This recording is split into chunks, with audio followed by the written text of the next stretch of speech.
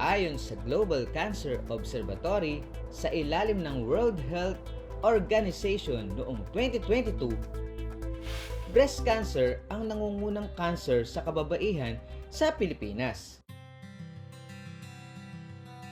Kaya inaasahang magiging malaking tulong laban sa cancer ang isang pambihirang discovery noong 2024. Hindi daw mamahaling gamot, kundi ang simpleng dahon ng kamoting kahoy. At ang nakadiscover niyan, hindi ang mga tanyag na inventor, kundi mga estudyante sa high school. There are 13 members. Sila yung gumawa starting from the development hanggang sa actual implementation or experimentation ng study nila.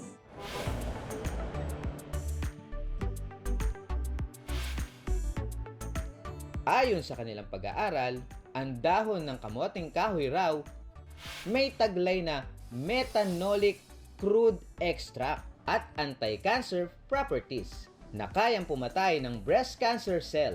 Ano yung process na ginawa nyo? May dalawa po kaming klase ng study na ginawa po sa leaves. Nung na-dry po namin, ginawa po namin powder.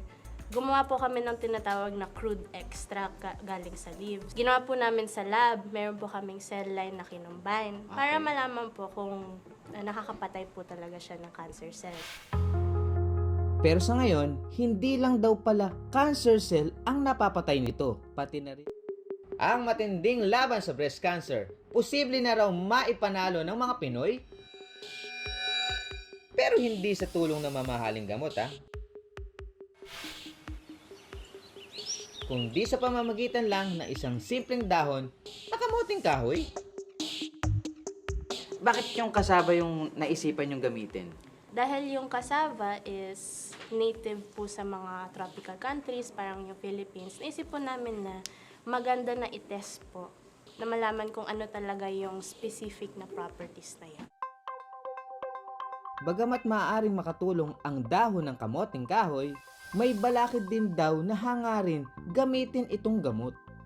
Maaaring ang dahon or ang kanilang mga roots or even stem, malayong-malayo. May tinatawag tayong preclinical studies at saka clinical studies. So, bago pa siya umabot sa gagamitin at i-eksperimentohan ng mga tao para doon sa cassava, para sa breast cancer, malayong-malayo pa ang tatahakin ng halamang gamot na ito. Even doon sa pagpuprove.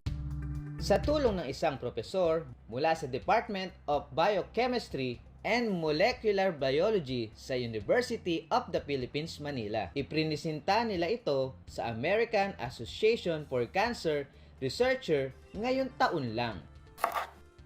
Ang kanilang mga nasimulang pag-aaral tungkol sa umano'y bisang taglay ng kamoting kahoy na maaaring makalaban sa breast cancer at ang hatol ng mga eksperto,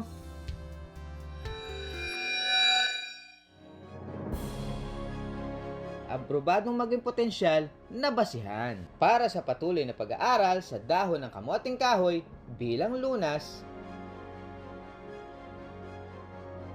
Hindi paganap na natutuldukan ang laban sa breast cancer, pero malaking pinto ang nabuksan sa pag-aaral nito sa tulong ng ilang nating mga mag-aaral.